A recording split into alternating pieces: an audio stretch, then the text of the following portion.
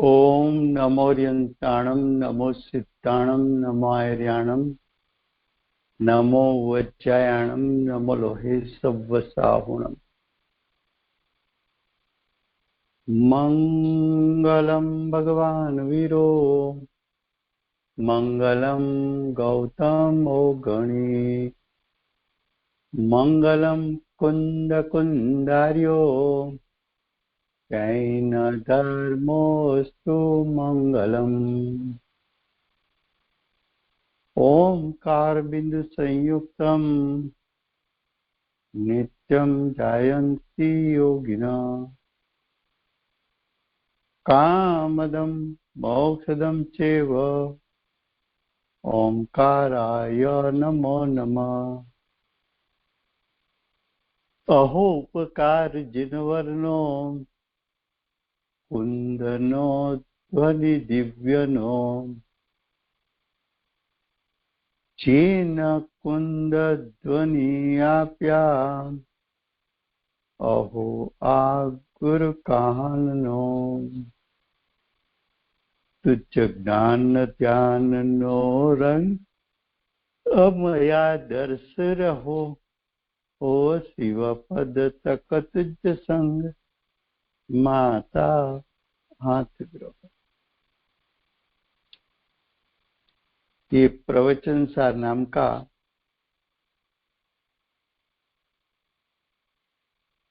परम अध्यात्म शास्त्र है।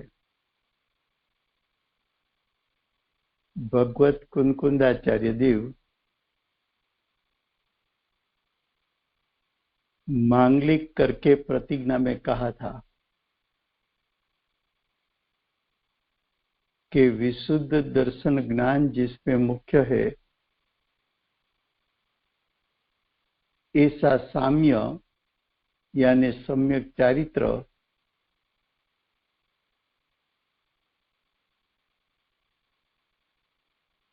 ये वो निर्वाण का कारण है। उसको मैं कहूंगा विशुद्ध ज्ञान शब्द में से आचार्य भगवान ने ये ज्ञान तत्व पर ज्ञापन खोला है। उसका पेटा चौथा अधिकार शुभ परिणाम अधिकार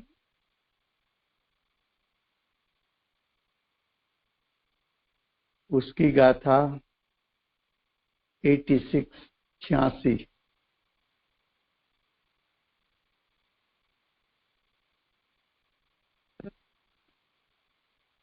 87 गाथा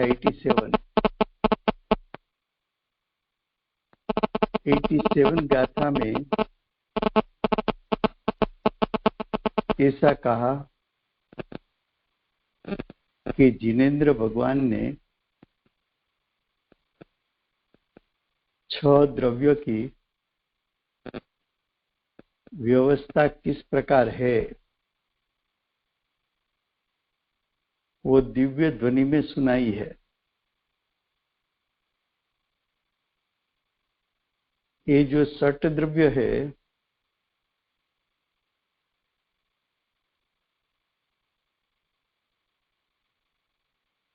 उसके जो द्रव्य गुण पर्याय है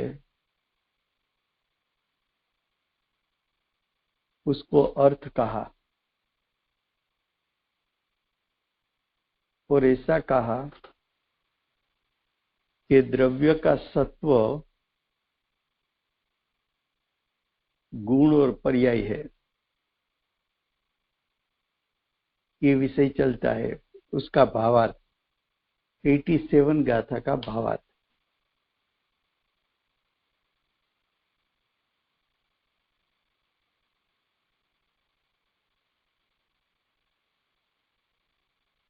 एटी 87 गाथा में आचार्य भगवान ने द्रव्य गुण पर्याय का स्वरूप की बात क्यों बताई?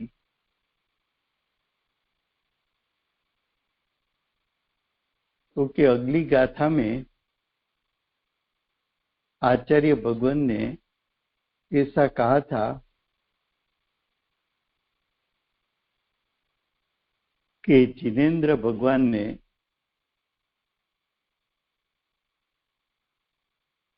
जो शास्त्र बताया, यानी तीर्थंकर भगवान की वाणी में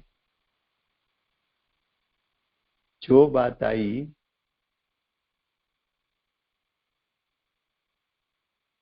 उसमें से रचा हुआ जो शास्त्र है, उस आगमों का सम्यक प्रकार से अभ्यास करने से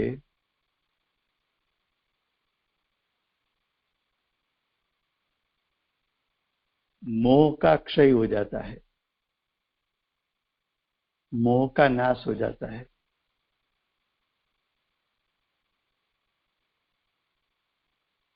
तो यहाँ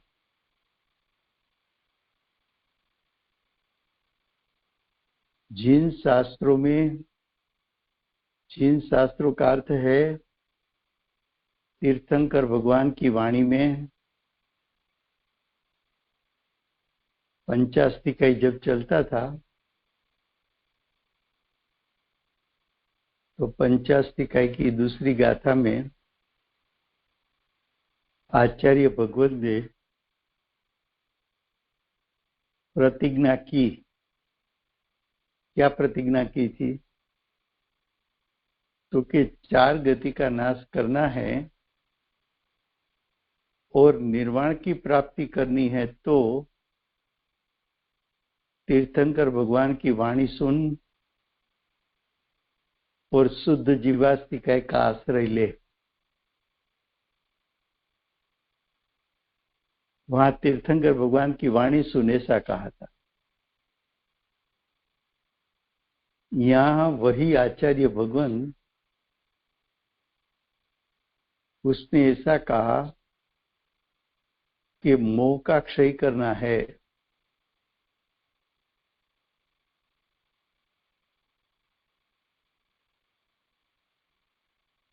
तो तीर्थंकर भगवान की वाणी, उसमें से रचा गया 12 अंग 14 पूर्व, उसका अभ्यास करने से मोह का क्षय होता है। શું કહ્યું फिर से?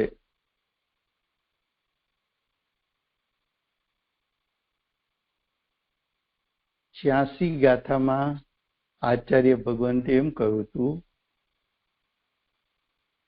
કે તારે મોહનો નાશ કરવો હોય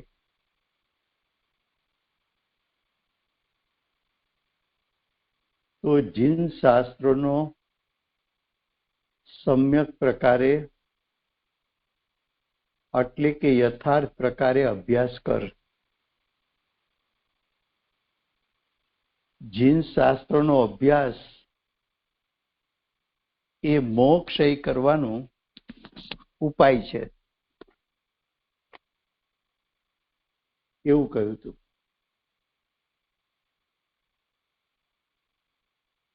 આજ આચાર્ય ભગવંતે पंचास्तिकाई शास्त्रमा बीजी गाथामां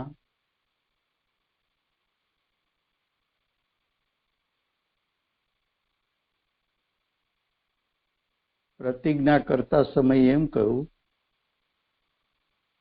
कि 4 गतिनो नाश એટલે મોહનો નાશ, દર્શન મોહન ચારિત્ર મોહનો નાશ। 4 ગતિનો નાશ કરવો હોય તો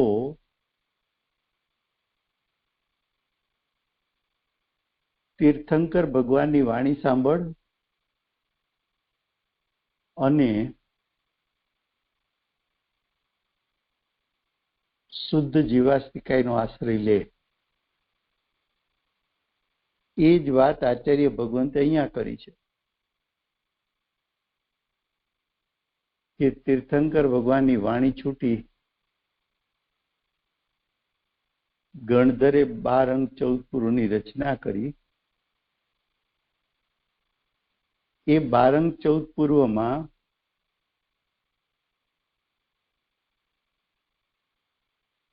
6 દ્રવ્યનું સ્વરૂપ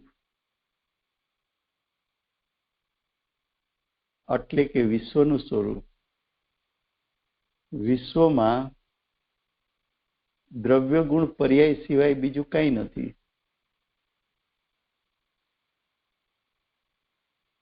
તો એ દ્રવ્ય ગુણ પર્યાયનો અભ્યાસ કરવાથી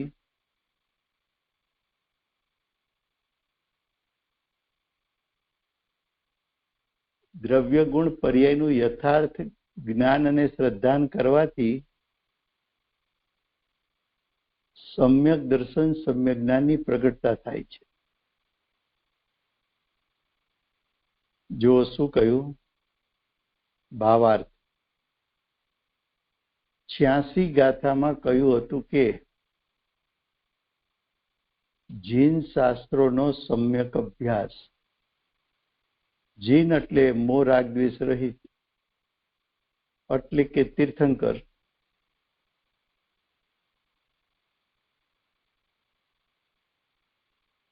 તીર્થંકર તો શાસ્ત્ર રચના કરતા નથી, પણ તીર્થંકરની વાણીમાંથી ગણધર 12 અંગ 14 પૂર્વની રચના કરે છે. એ શાસ્ત્રોમાં ભગવાનના કેવળ જ્ઞાનને અનુસરીને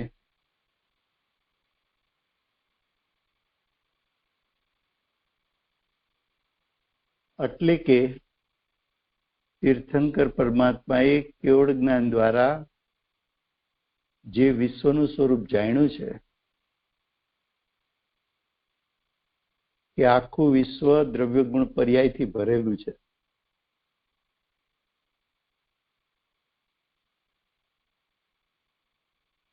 તો તીર્થંકર ભગવાનના જ્ઞાનમાં આખા વિશ્વનું જેવું સ્વરૂપ છે એવું જણાણું અને એનું વર્ણન કર્યું. એનો અભ્યાસ કરતા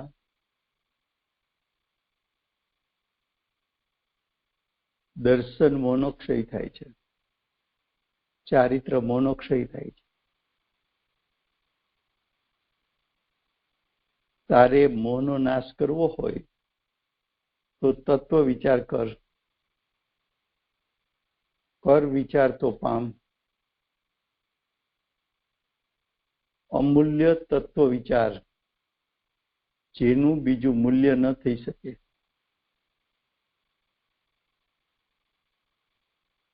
તો અહીં यहाँ वो जिन शास्त्रों में यानी वो आगमों में वो 12 अंग 14 पूर्व में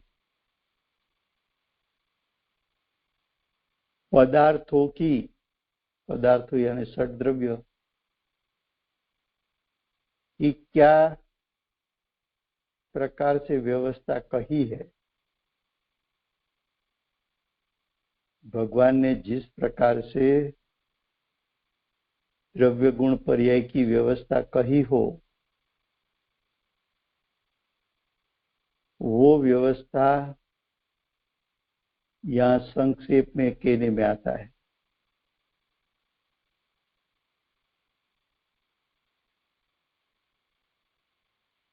आचार्य भगवंत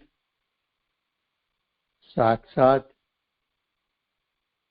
तीर्थंकर भगवाननी वाणी सांभळीने આવ્યા છે.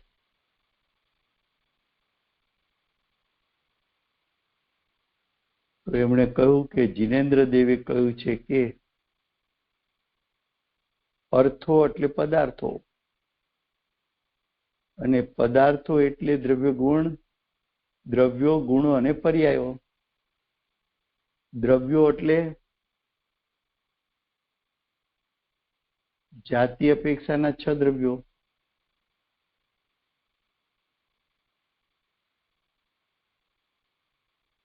સંખ્યા અપેક્ષાના અનંત દ્રવ્યો. ગુણો એટલે સામાન્ય ગુણ,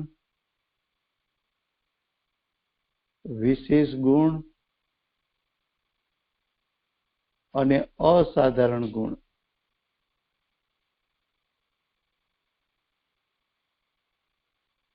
દ્રવ્ય ગુણો અને પર્યાયો તો પર્યાયો દ્રવ્યને પણ હોય છે અને ગુણોને પણ પર્યાય હોય છે.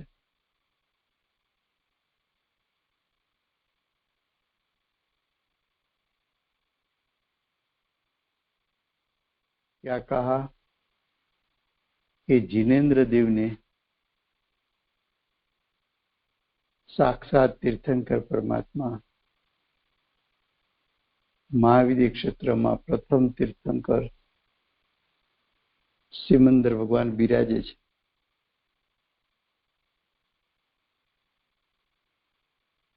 ए धर्मसभा में इच्छा रहित भगवान की दिव्य ध्वनि छूटे छे. ए दिव्य ध्वनि में द्रव्यो गुणों ने पर्यायो एनु स्वरूप तीर्थंकर परमात्मा समझावे छे. जाति अपेक्षाना 6 द्रव्य छे. संख्या अपेक्षाना अनंत आनंद द्रव्य छे. सामान्य गुण दरेक द्रव्य में आनंद, विशेष गुण दरेक द्रव्य में आनंद, असाधारण गुण द्रव्य में आनंद અને પર્યાયો દ્રવ્યને પણ પર્યાય હોય છે, ગુણને પણ પર્યાય હોય છે.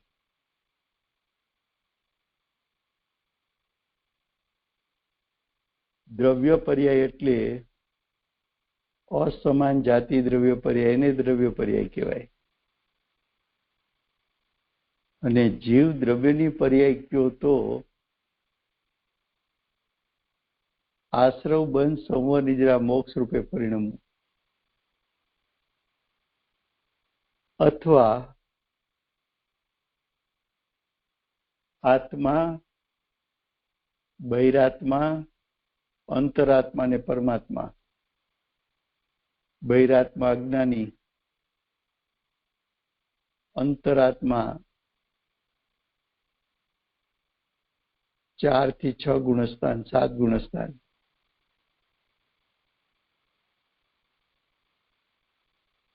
ત્યાં સુધી તો હજી વિકલ્પ આવે પછી શ્રેણી આરોહણ કરે પણ અંતરાત્મા 12 गुणस्थान સુધી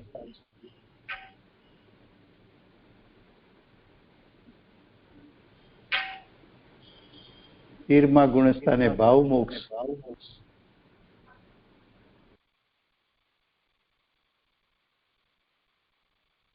14મા ગુણસ્થાને સિદ્ધ પદ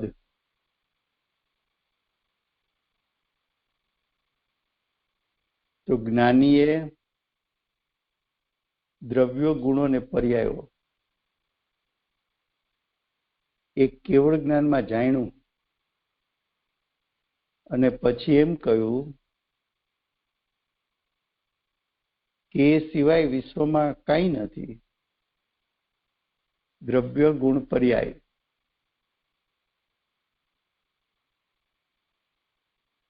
एना सिवाय विश्व में काई नथी.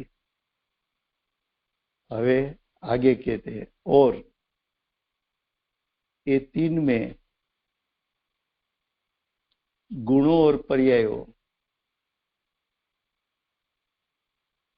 द्रव्य का सत्व है. द्रव्यों और गुणों और पर्यायों आत्मा यानी द्रव्य का सत्व है.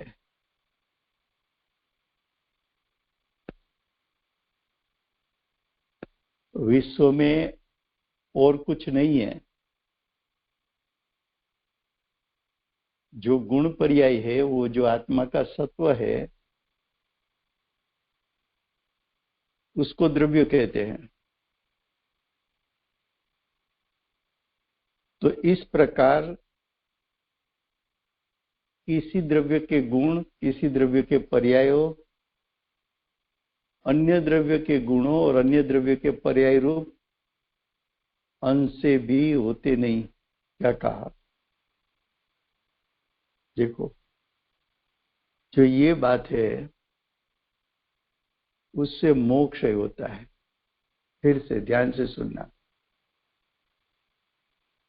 मोह का क्षय कब होगा? क्योंकि भगवान ने उपदेश दिया। क्या उपदेश दिया? कि किसी द्रव्य के गुण और किसी द्रव्य की पर्याय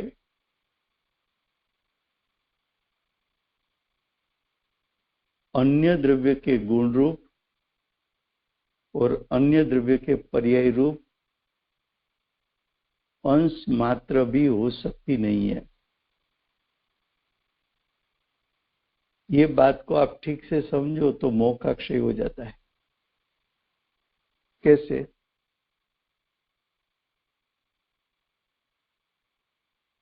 जब आपने भगवान की वाणी में सुना कि तेरे आत्मा का सत्व तो तेरे अनंत गुण और तेरी अनंत ही पर्याय है, और सत्व तो पदार्थ से भिन्न होता नहीं। भिन्न हो जाए तो उसको सत्व कह नहीं सकते।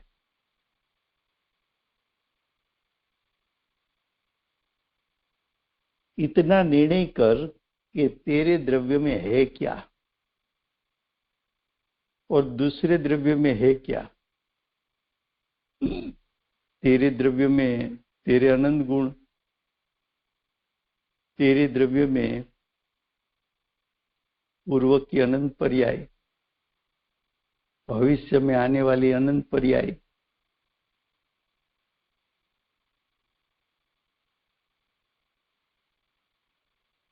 और वर्तमान वर्ती एक पर्याय।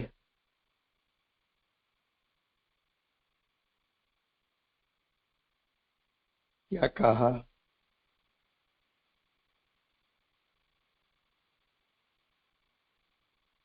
ये द्रव्य का सत्व क्या है? गुण पर्याय है। वो द्रव्य गुण पर्याय की व्यवस्था क्या है?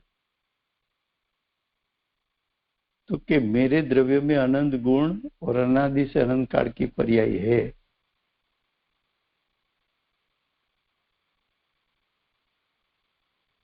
लेकिन मेरा गुणों अन्य द्रव्य के गुण रूप नहीं हो सकता। मेरी पर्यायों अन्य द्रव्य की पर्याय रूप नहीं हो सकती।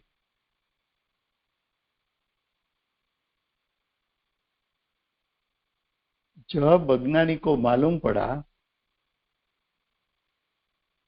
कि मैं परद्रव्य की पर्याय का कर्ता नहीं बन सकता, भोक्ता नहीं बन सकता, मेरे गुण में दूसरे द्रव्य को दे नहीं सकता, दूसरे द्रव्य के गुण में नहीं ले सकता, मेरी सत्ता में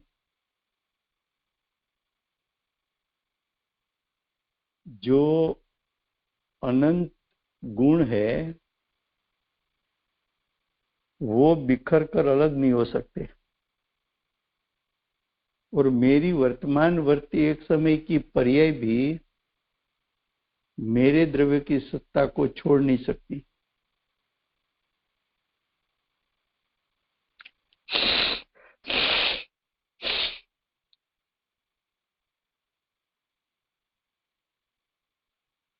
और जो दूसरे द्रव्य है वो अपने गुणों की सत्ता छोड़ नहीं सकता। वो द्रव्यों भी, अन्य द्रव्यों भी उसकी पर्याय को छोड़कर जीव को दे नहीं सकते। तो जीव को मालूम पड़ गया कि मैं परद्रव्य की पर्याय का कर्ता भोक्ता बन नहीं सकता।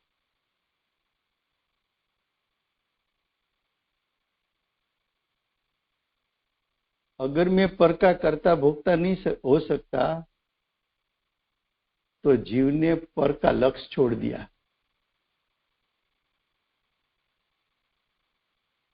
पर का लक्ष्य छोड़कर अब जीव किसका लक्ष्य करेगा? तो क्या स्व का लक्ष्य करेगा? स्व का लक्ष्य करेगा तो मोक्ष ही हो जाएगा।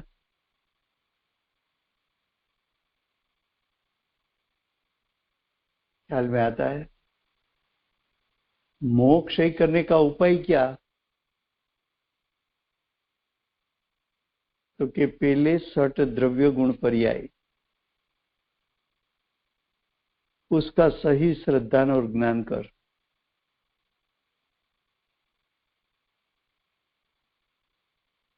डायरेक्ट श्रद्धा और ज्ञान तो कर नहीं पाएगा, किसी का अवलंबन लेना पड़ेगा। तो क्या आगम का अवलंबन ले?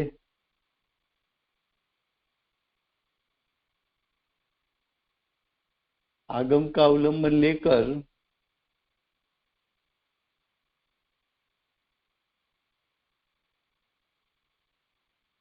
अर्थों की व्यवस्था क्या है जान ले। तो क्या अर्थों की व्यवस्था तो ऐसी है कि 6 द्रव्यों में से 7 द्रव्य नहीं हो सकता, 6 द्रव्यों में से 5 द्रव्य नहीं हो सकता, और सभी द्रव्य त्रिकाल होना चाहिए, सभी द्रव्य स्वतंत्र होना चाहिए, सभी द्रव्य स्वाधीन होना चाहिए, सभी द्रव्य अपने अपने गुणों से गुणमयी है, अपनी अपनी पर्याय से पर्यायमयी है।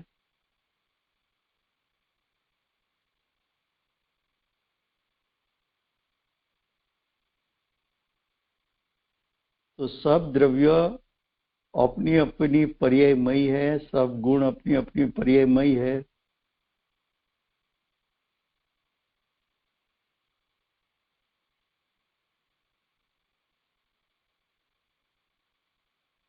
मेरे द्रव्य में रहे हुए अनंत गुण बिखर कर दूसरे को मैं दे नहीं सकता।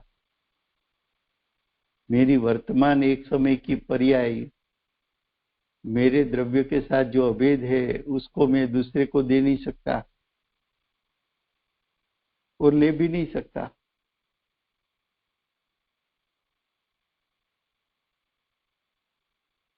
क्या कहा? हमारे यहाँ गरम गरम डोसा बनाया है, तो पड़ोस में जाकर 2 डोसा दे दिया, और उन लोगों ने इडली बनाई थी, तो उसने हमारे घर पर इडली भेजी। ऐसा जो बाहर में लौकिक व्यवहार में होता है, ऐसा 2 द्रव्य के बीच में होता है क्या कि द्रव्य के पास अनंत गुण है, 2 गुण दूसरे द्रव्य को दे दिया, उसके बदले में वो द्रव्य ने अपना 2 गुण जीव को दे दिया। तो कि ऐसा 3 काल में हो सकता नहीं है, ऐसी वस्तु व्यवस्था है। क्योंकि प्रत्येक द्रव्य अनंत गुणात्मक है, उसमें से गुण भिन्न नहीं हो सकते, और प्रत्येक द्रव्य में अनादिकाल, पूर्व का अनादिकाल, उसकी जो पर्याय है वो विलीन होकर पारिणामिक भाव में समा गई, और भविष्य की आने वाली अनंती पर्याय वो भी द्रव्य स्वभाव में से आने वाली है।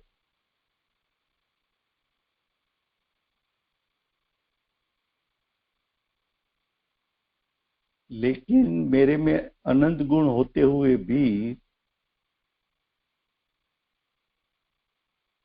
मेरे में ऐसा एक भी गुण नहीं है कि मैं परद्रव्य का कार्य कर सकूं या परद्रव्य के परिणाम का भोगोटा कर सकूं, ऐसी वस्तु व्यवस्था नहीं है। अज्ञानी मानता है कि मैंने परद्रव्य का संग किया, मैंने परद्रव्य की पर्याय का मैं करता हूं, और मैं उस पर्यायों का भोक्ता भी हूं, ऐसा अज्ञानी मानता है।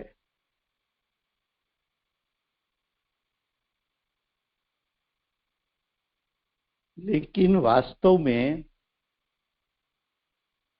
एक भी द्रव्य अन्य द्रव्यों को अपने गुण के पर्याय दे नहीं सकते। जब ऐसा सविकल दशा में सही श्रद्धा और ज्ञान हुआ कि विश्व में द्रव्य गुण पर्याय के अलावा कुछ नहीं है, और कोई द्रव्य के गुण दूसरे द्रव्य के गुण रूप नहीं हो सकते, कोई द्रव्य की पर्याय दूसरे द्रव्य के पर्याय रूप नहीं हो सकती। सब द्रव्य छह द्रव्य अपने अपने गुण पर्यायों में रहते हैं।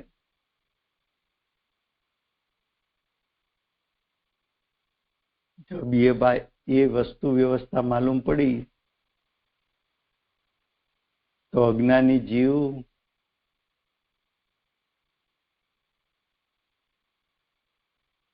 या सम्यक सन्मुख जीव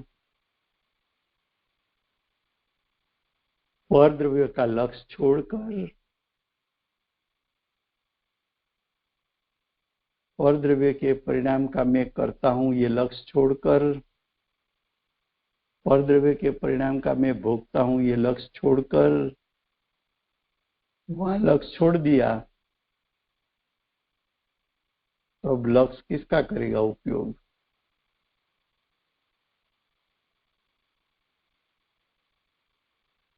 तो क्या उपयोग लक्ष्य करेगा? उपयोग लक्ष्य करेगा। अब वो स्व का लक्ष्य करेगा, स्व स्वभाव का। तो जब स्व स्वभाव का लक्ष्य होता है तो मोह का क्षय होता है।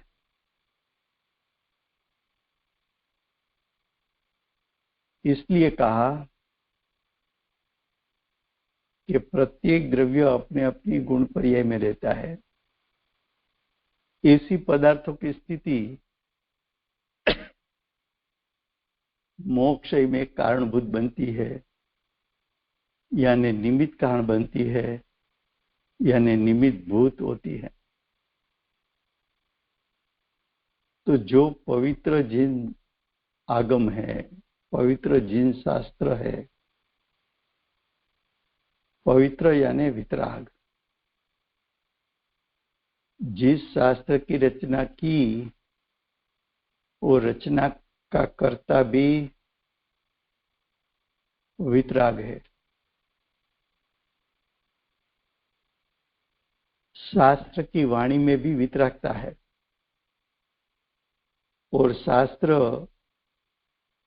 की जो रचना है उसके अभ्यास करने वाले जीव को भी मोह राग द्वेष उसका क्षय हो जाता है। ये गाथा 87 हुई। अब आगे 88।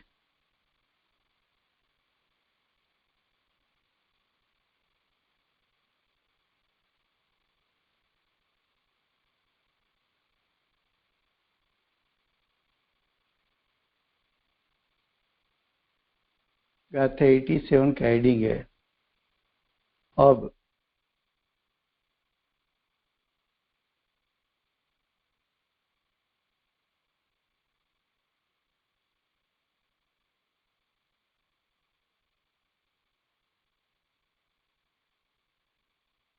क्या कहा? अब का अर्थ है अगली गाथा में हमने मोह क्षय करने का उपाय बताया था। अगली गाथा में हमने ऐसा बताया था कि द्रव्य गुण पर्याय यानी अनंत द्रव्यों संख्या अपेक्षा का, और एक एक द्रव्य के अनंत अनंत गुणों और एक एक गुण की पर्याय अनादि से अनंत काल की, उसका जिसने सही प्रकार से अभ्यास किया,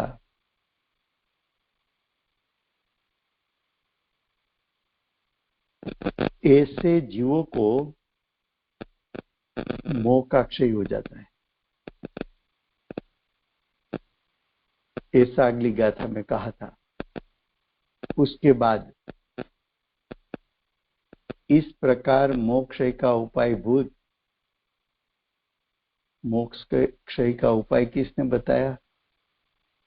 जिनेन्द्र भगवानी वाणी ने।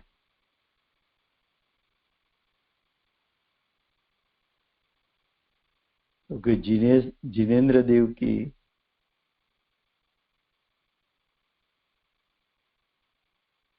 देव की वाणी यानी उपदेश की प्राप्ति होने पर भी वाणी तो सुनने में आई,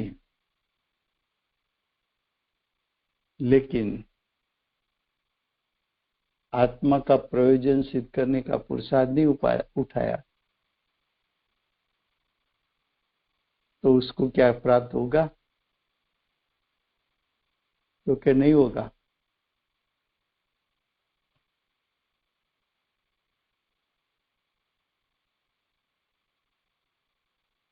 तो अब देखो उसने क्या कहा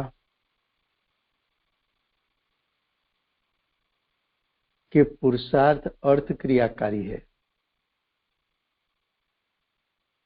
पुरुषार्थ में दो शब्द है, पुरुष और अर्थ। पुरुष का अर्थ है आत्मा, अर्थ का अर्थ है प्रयोजन।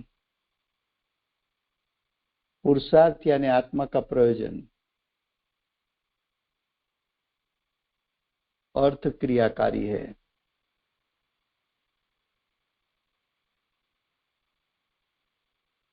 क्या कहा कि तेरा आत्मा प्रयोजनभूत अर्थ क्रिया करता है,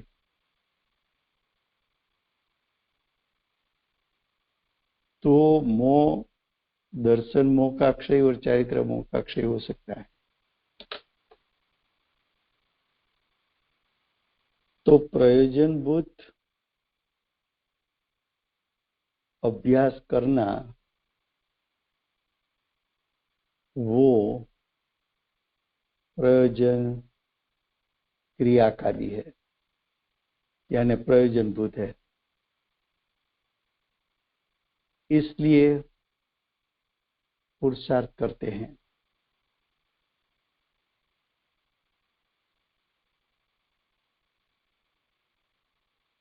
गाथा 88 उसके शब्द है, जे पामे जिन उपदेश हण तो राग द्वेष विमोहने, ते जीव पामे अल्प काले सर्व दुख विमोक्षने। શું કહ્યું અન્વયાર્થ? જે જીનના ઉપદેશને પામીને, જીનનો ઉપદેશ પામ્યો ક્યારે કહેવાય?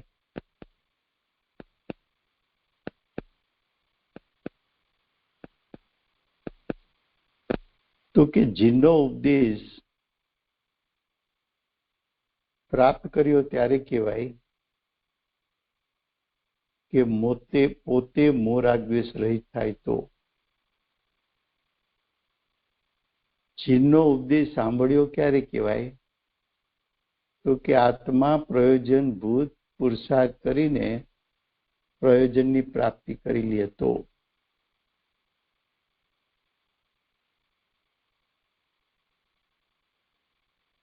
જીનનો ઉપદેશ સાંભળ્યો પણ મોહ રાગ દ્વેષનો નાશ ન થયો, તો એનો અર્થ એમ છે કે મોહ રાગ દ્વેષની એની કિંમત છે, પણ ત્રિકાળ શુદ્ધાત્માની કિંમત નથી.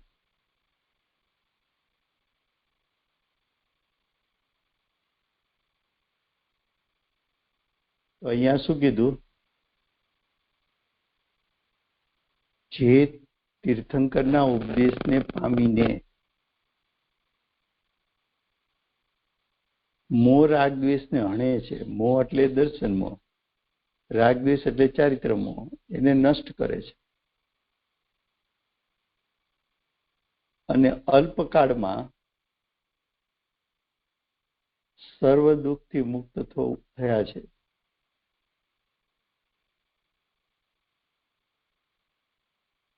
શું કહ્યું? અલ્પકાળ,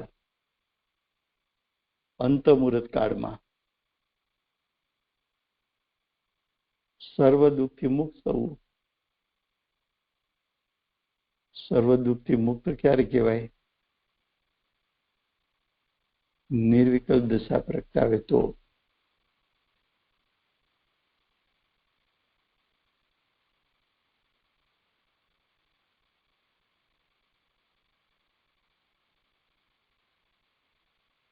હવે કે છે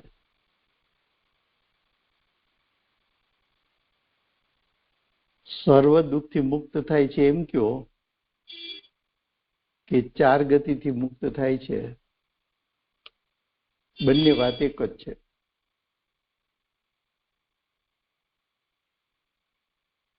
ચાર ગતિ છે દુઃખરૂપ. અહીંયા શબ્દ પ્રયોગ કર્યો છે દુઃખથી મુક્ત થવું.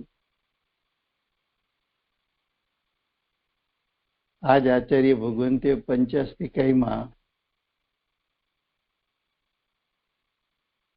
દુઃખથી મુક્ત થવું એમ ન કીધું, ચાર ગતિનો નાશ કરવો એમ કહ્યું.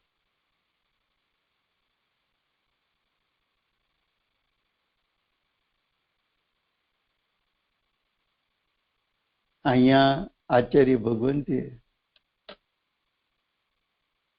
માત્ર તીર્થંકર ભગવાનનો ઉપદેશ સાંભળે એમ કહ્યું. એમાં સાથે સાથે ઉપદેશમાં આવશે જ કે શુદ્ધ જીવાસ્તિકાઈનો આશ્રય લે.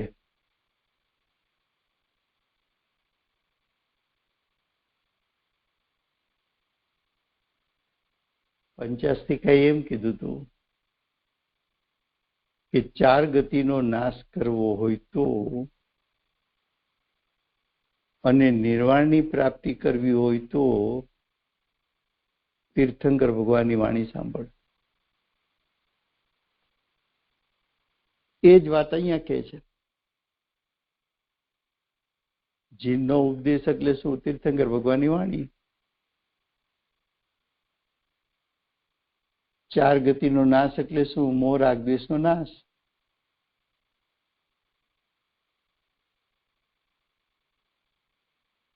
અને નિર્વાણની પ્રાપ્તિ એટલે શું? સર્વ દુઃખથી મુક્તિ થવું.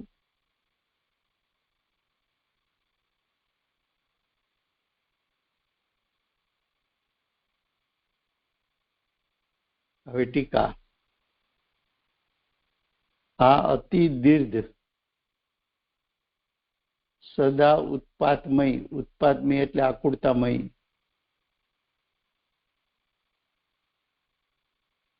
સંસાર માર્ગમાં એટલે મોહના માર્ગમાં કોઈ પણ પ્રકારે જીનેશ્વર દેવના આ તીક્ષ્ણ અસીધારા સમાન ઉપદેશને પામીને પણ જે મોહ રાગ દ્વેષ ઉપર અતિ દઢપણે તેનો પ્રહાર કરે છે તે જ ક્ષિપ્રમેવ, ક્ષિપ્રમેવ એટલે શીઘ્ર, તુરત જ દુઃખથી પરિમુક્ત થાય છે.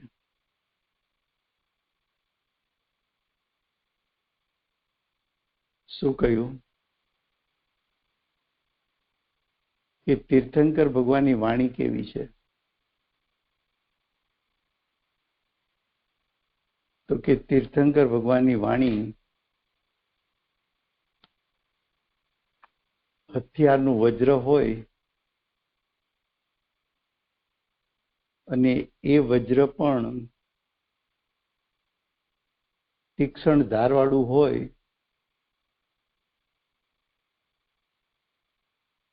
તો એવું વજ્ર કોઈ ઉપર પડે તો બે ટુકડા કરી દે. એમ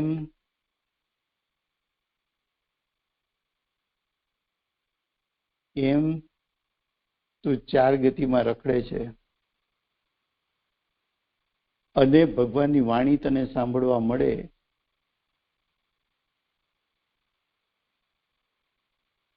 તો એ જીનેન્દ્ર ભગવાનની વાણી એવી છે તીક્ષ્ણ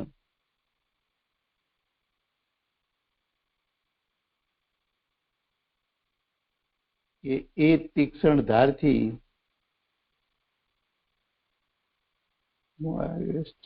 મોહ રાગ દ્વેષ ચાલ્યા જઈએ એટલે કે નાશ પામે. હવે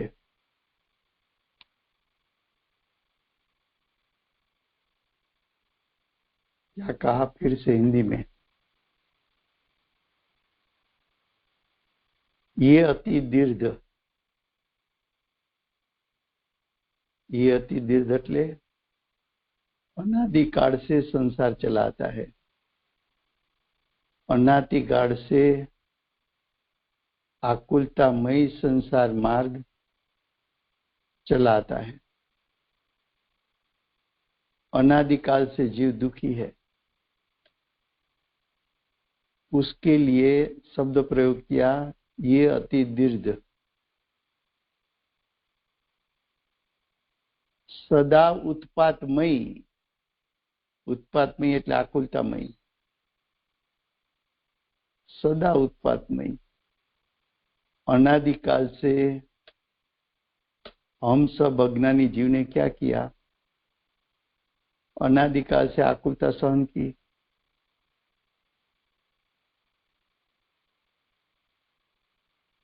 लेकिन संसार मार्ग में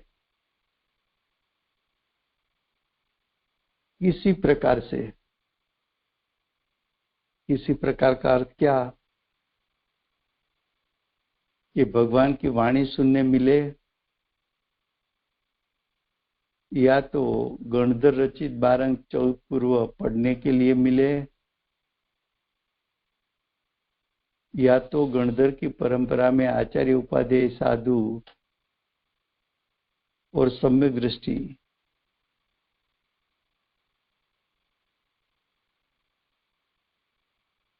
उसकी वाणी सुनने मिले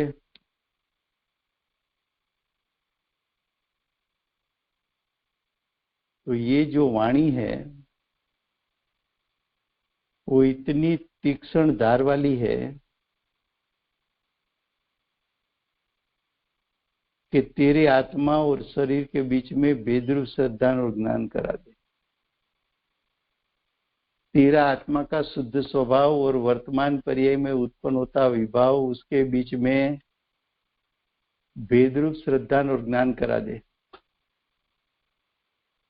ऐसी ये उपदेश में ताकत है.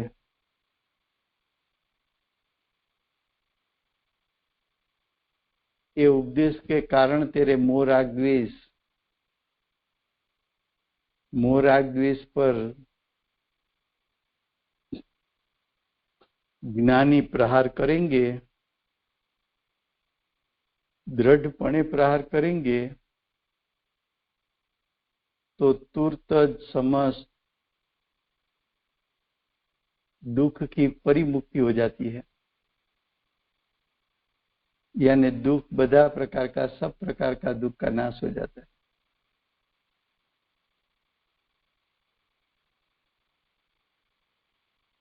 अन्य नेक्स्ट पेज पर अन्य व्यापार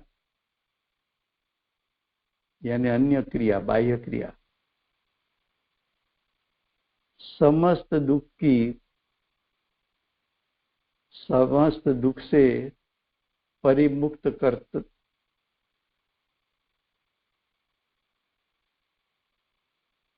होता नहीं है.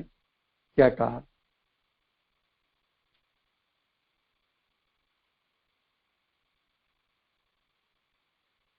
एक बार सम्यक दर्शन प्राप्त हुआ तो कोई एक समय में कोई मोक्ष हो जाने वाला नहीं है। सम्यक दर्शन की प्राप्ति के बाद भी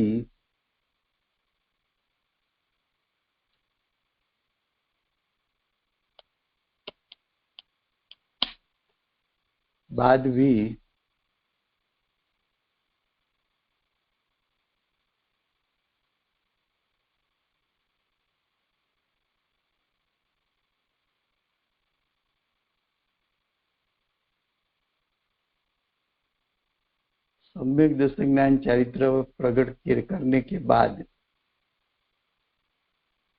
उसका फल मोक्ष कब आएगा?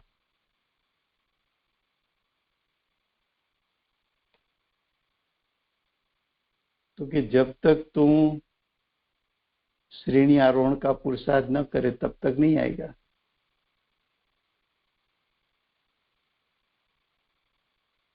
यहाँ क्या क्षय कराने का है? मोह राग द्वेष। मोह शब्द, उसमें कौन सा मोह दिखाना है? दर्शन मोह। राग द्वेष में कौन सा मोह बताना है? चारित्र मोह। तो जो मोह का नाश हुआ, मिथ्यात्व का नाश हुआ, वो तो दर्शन मोह का नाश हुआ, सम्यक दर्शन ज्ञान चारित्र प्रकट हुआ। लेकिन चारित्र मोह में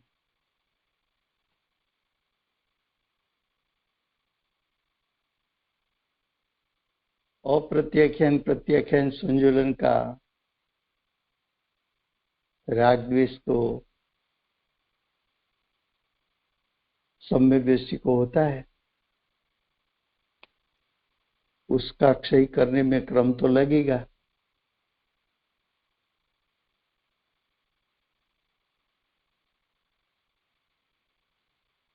चारित्र मोह तुरंत क्षय होने वाला नहीं है, उसमें भी समय लगेगा। हाँ, तो उग्र पुरुषार्थी है तो अंत मुहूर्त काल में भी उसका नाश कर सकता है, लेकिन मंद पुरुषार्थी है तो 15 भव, लेकिन उससे ज्यादा तो भव नहीं होने वाला है।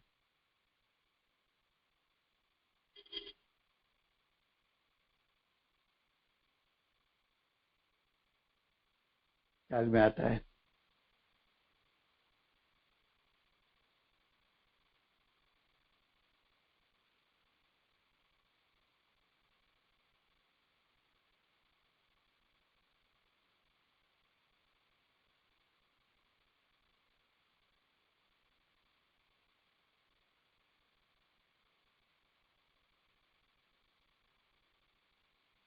एक मिनट, मुझे लगा कनेक्शन चला गया है।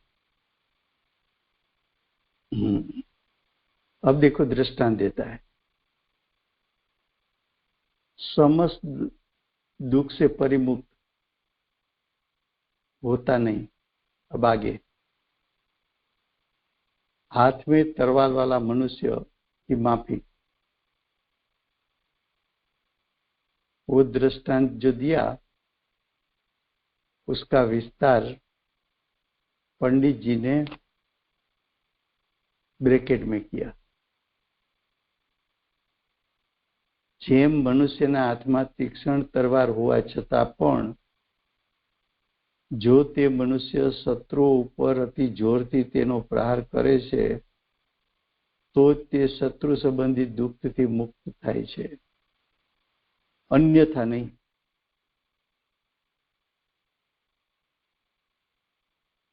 શું કહ્યું?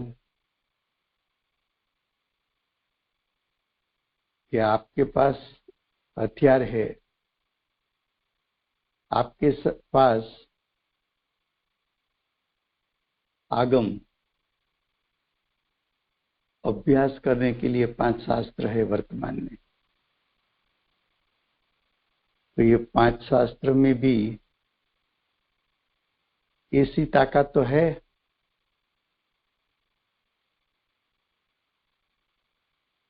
कि तेरा दर्शन मोह नाश कर सके। और आंशिक चारित्र मोह को भी नाश कर सके, ऐसी ताकत तो है, निमित्त होने का सामर्थ्य तो है। लेकिन ये तेरे पास साधन था, लेकिन ये साधन का तूने कैसे उपयोग करना चाहिए उसका अभ्यास तो नहीं किया। मान ले कि अभ्यास किया,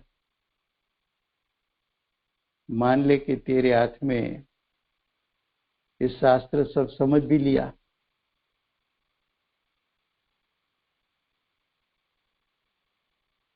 लेकिन शास्त्र समझने के बाद प्रयोग करने के लिए जो दर्शन मोहनीय है उसको नाश करने के लिए तुझे ही प्रहार करना पड़ेगा।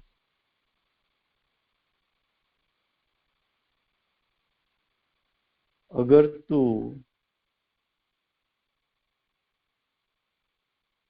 ऐसा नाश कर सकता है तो उसके लिए तुझे पुरुषार्थ चाहिए। शत्रु से तू मुक्त कब होगा? कि हाथ में हथियार तो है, अब प्रहार कर तो दुख से मुक्त होगा। तेरे पास आगम तो है, हथियार तो है,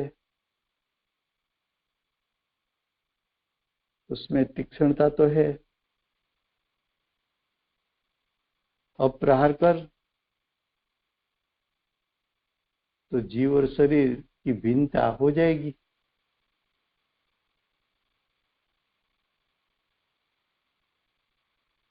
प्रहार कर तो स्वभाव और विभाव भिन्न हो जाएगा।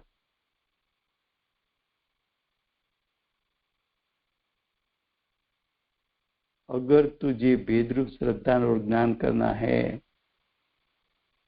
तो किसको निमित्त बनाना चाहिए? वो निमित्त का ज्ञान आचार्य भगवान ने कराया कि भगवान की दिव्य ध्वनि को तू निमित्त बना सकता है, 12 14 पूर्व को तू निमित्त बना सकता है, परंपरा के आचार्यों ने लिखे हुए शास्त्रों उसका अभ्यास कर सकता है। उसका अभ्यास कर, एक समय ऐसा आएगा कि अभ्यास करते करते तुझे भाव वासन हो जाएगा। तो यहां तक रखते हैं हम।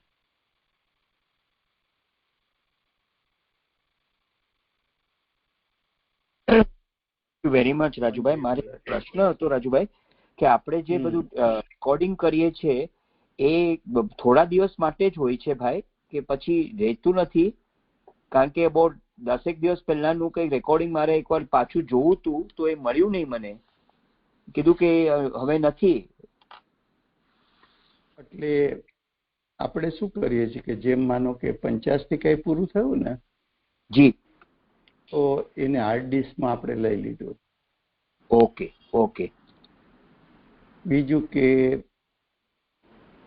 અષ્ટપાહુડ, પછી પ્રશ્નોત્તર માળા, હાજી, સમયસાની 47 શક્તિ, જી, એ બધું અત્યારે યુટ્યુબ ઉપર અપલોડ કર્યું છે. અચ્છા, ઓકે ઓકે. પ્રવચન સારમાં આપણે પહેલેથી યુટ્યુબ પર લીધું નહોતું, અપલોડ કર્યું નહોતું, ઓકે, અને રેકોર્ડિંગ પણ નહોતું કર્યું. પણ મેં એના માટે બીજું એવું કર્યું છે અત્યારે ટેમ્પરરી, હાજી, કે 45 મિનિટના લગભગ 12-15 સ્વાધ્યાય પહેલા એવા થશે કે જેમાં આખા શાસ્ત્ર ની ભૂમિકા તમને સમજાઈ જાય. Okay okay, very good, thank you. પછી આપણું જે જ્ઞેય તત્વ પ્રજ્ઞાપન શરૂ થશે, ત્રાણુગાથાથી રેકોર્ડિંગ, હા ત્રાણુગાથાથી, એ હું રેકોર્ડિંગ પણ કરતો જઈશ અને અપલોડ કરતો જઈશ. પરફેક્ટ. પછી ફ્યુચરમાં જ્યારે મને સમય હશે ને ત્યારે પાછો પહેલો અધિકાર આખો યુટ્યુબ ઉપર મૂકી દઈશ. Okay okay. પણ રાજુભાઈ સમયસરનું શું અને આપણું જે ક્લાસમાં જે થયેલું એનું શું? અત્યારે સમયસર આપણે રેકોર્ડિંગ કરીએ જ છીએ પહેલેથી. હા એ તો છે, રેકોર્ડિંગ તો આવે છે દરરોજ. એ તો ભાઈ યુટ્યુબ ઉપર છે. અચ્છા, કારણ કે એનું લિંક કઈ મળી શકે એમ છે ભાઈ? કારણ કે મેં જોયું હમણાં યુટ્યુબ ઉપર પણ મને મળ્યું નહીં. તમારા બે જ મને મળ્યા, એમાં તો બે જ તમારા મળ્યા. એમાં તો તમે ગુરુદેવ સાથે પેલું બાહુબલી ભગવાનનું મને દેખાયું, કે બીજું દેખાયું જ નહીં ભાઈ. ના, હું તમને લિંક મોકલીશ. Okay, thank you very much. ભૂમિકાના જેટલા કર્યા હતા એ 15 સ્વાધ્યાય એ છે. હાજી. અને આપણે જે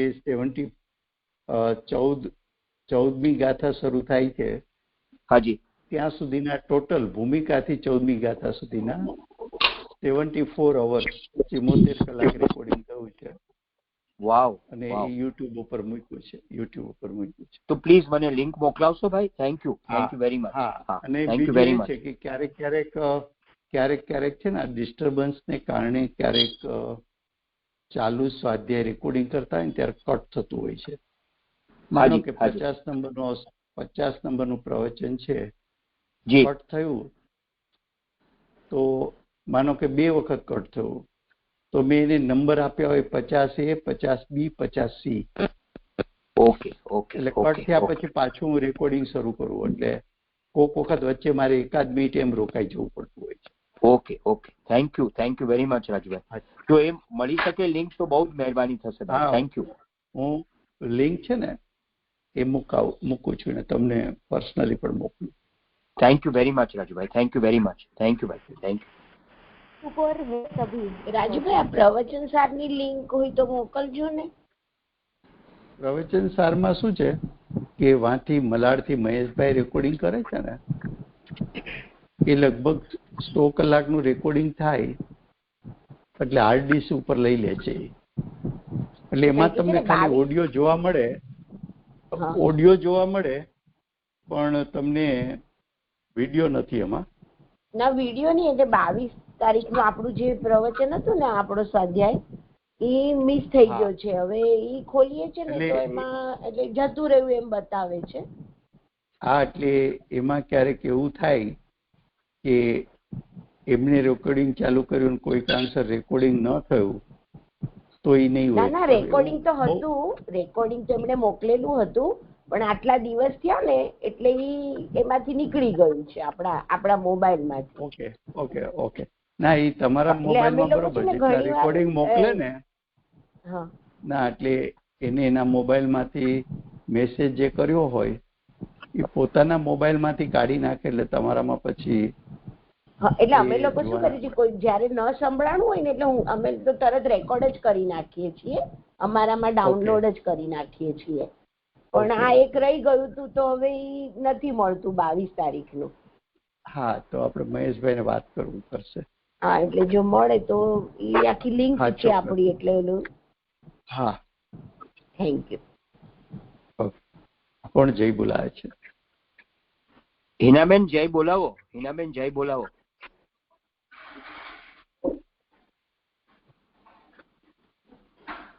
પરમ કૃપાળુ શ્રી સદગુરુ દેવનો જય હો. પ્રસમૂર્તિ પૂજ્ય ભગવતી માતનો જય હો. જીનવાણી માતનો જય હો.